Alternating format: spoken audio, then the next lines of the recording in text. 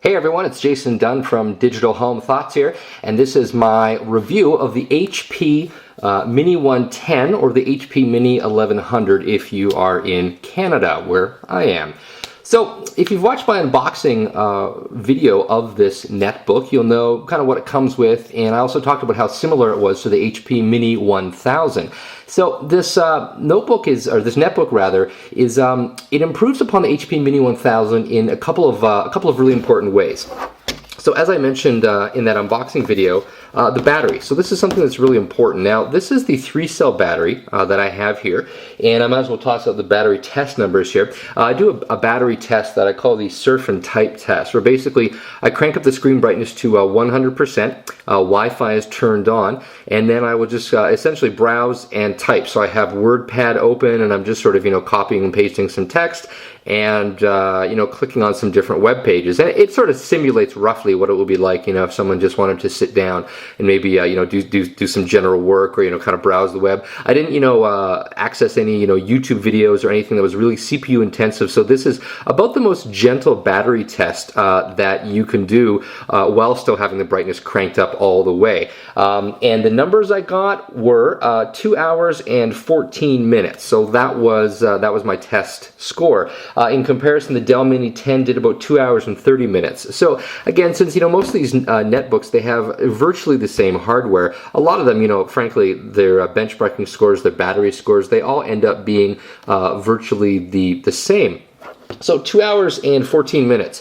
Not that impressive. I'll be honest, I just really wish that all manufacturers would start shipping 6-cell batteries. Even if it comes out the back a little bit, or it comes out the bottom a little bit, I just think a lot of people would be much happier with their netbooks if they lasted, 4.5, even 5 hours, as opposed to this barely making it over the 2 hour mark. Now, a lot of people, of course, aren't going to necessarily go through 2 hours worth of battery juice in a single sitting, but you might do 45 minutes here, you shut it down and put it into suspend mode, you pick it up a few hours later, you browse some more websites again, and those cumulative averages, of course, end up draining the battery because the battery uses up power when it's in the sleep state. So there you go. I just wish that these, pretty much everyone would just standardize upon 6-cell batteries and admit that a 3-cell battery today, that's just not enough battery life. And possibly, we might even see some slightly different designs where they might allow the battery, to maybe go in more to the notebook. So essentially allow the designs to have 6 cells, but actually end up, not necessarily coming out the back. So that's one thing I would say, that if you're interested in longer battery life, you should spring for the 6-cell battery. Now, I have not seen the 6-cell battery for this notebook. I was only sent the 3-cell battery. I suspect, though, that it comes out the back a little bit, probably not too much. The bigger battery is $40, so it's not too expensive, and it's, of course, a lot cheaper to buy the battery when you're ordering the actual product first, as opposed to buying it aftermarket. A $40 upgrade charge is probably about $120 or $100, afterwards. So, boom, there we go. Enough about battery life. Now, let's talk about something else. The RAM. I don't have a screwdriver in front of me right now, but you take off this little panel here. Behind that is a 1 GB RAM chip. The Windows XP version of this netbook rather, comes with 1 gig of RAM. You pop this off, you put in a 2 gig chip, and you're done. So unlike the Dell Mini 10, now not the 10V, but the Dell Mini 10, where you can't upgrade the RAM, it's really easy to put this guy up to 2 gigabytes, which I think is fantastic. I mean, RAM is so cheap, you might as well get 2 gigs in here for some enhanced performance. Now, some other things that I liked about it. I like the fact that this unit had 3 USB ports. I like the fact that it has built-in VGA. You don't have to worry about carrying a dongle with you. One of the things I did notice a little bit is that the fan in this unit seemed to stay on a little bit more than the HP Mini 1000. Now that's a little bit of a hard thing to benchmark, because it's not like I sit there, staring at the fan. So the fan does seem to stay on quite consistently, but it is not a loud fan. So really you'd have to be in a super, super quiet room or have bat-like hearing to really even care about it. So I don't really think that's an issue at all. in the Mini 1000 video, I said I didn't like this finish, and I still don't. But the cool thing is, for this unit with the Mini 110, you can actually get it in a white swirl finish and also a pink finish. The white swirl finish, I think, is nicer because it doesn't show fingerprints. So yeah, so that is another option. So let me just open this up here. Now I know some of you like to see how long things take to boot, so I'm going to go ahead and just start it up here, and while it's booting up, I'll move it and continue talking about it. I really like the trackpad. You know, it takes a little bit of getting used to in terms of the left and the right key. Oh, sorry, I should note that it's actually resuming Windows from hibernation, so I guess the boot test will have to not happen. Honestly, I think it takes about 45 seconds to boot up. I can actually do a test after the fact and put that in the video. Anyway, so back to this. So yeah, the trackpad. One of the things I didn't like about the Dell Mini 10 was the trackpad. The buttons were part of the trackpad, and I found it hard to get used to.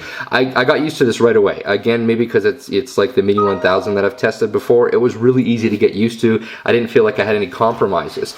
Similarly with the keyboard, no compromise on the keyboard, except if you happen to have the French version, like I do here. If you're in the US or even if you're in Canada and you order the English version, you will get a full-sized shift key. So really, no problem there. Great keyboard, no compromises there.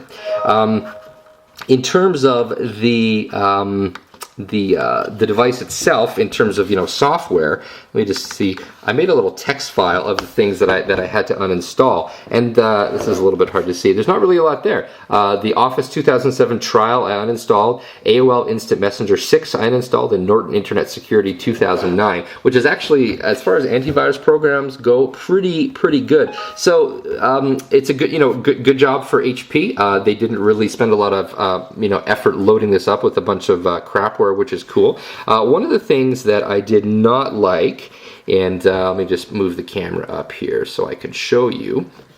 So this is Internet Explorer 8, and as you can see here, there's this big ass toolbar up here. So this is an HP Bing kind of co-branded toolbar. Now here's the problem. This is only how much space you have for your content. All this stuff up here is, the toolbar and the navigation. Internet Explorer 8 is not really the best browser when it comes to seeing a lot of stuff on the screen. Now, yeah, you can press F11 and all that stuff will vanish and you can see it, but that frankly is a little bit of a hassle. So I'm gonna leave my fingers on there and I'm just gonna fire up Google Chrome. Google Chrome is actually a really good browser for netbooks, and that is largely because you can see more on the screen. So if you look where my fingers are now, I haven't moved them.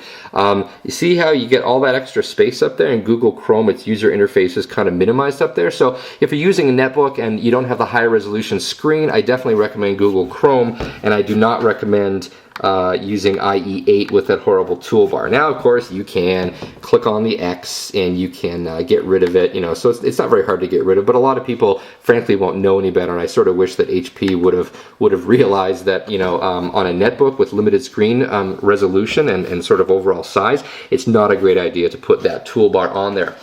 Now let's talk about, so the unit I have here today, I would say would sort of be the lower end HP Mini 110, and here's why. If you go to HP.com right now today, you can order an HP Mini 110 with the Broadcom Crystal HD Enhanced Video Accelerator.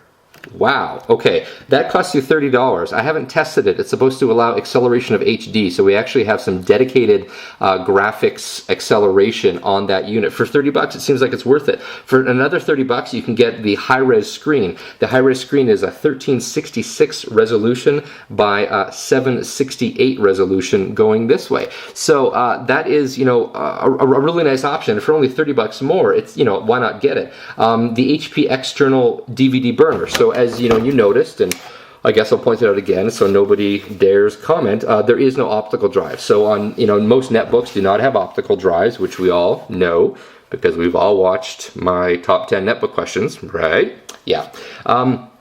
So you can get an external multi-format DVD burner for about $80 from HP.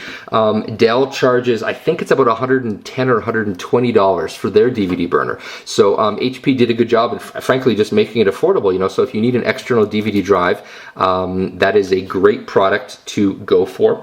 And another thing worth noting is that online today from HP.com, you can order it with the Intel Atom N270 or the N280. The N280 is another $25.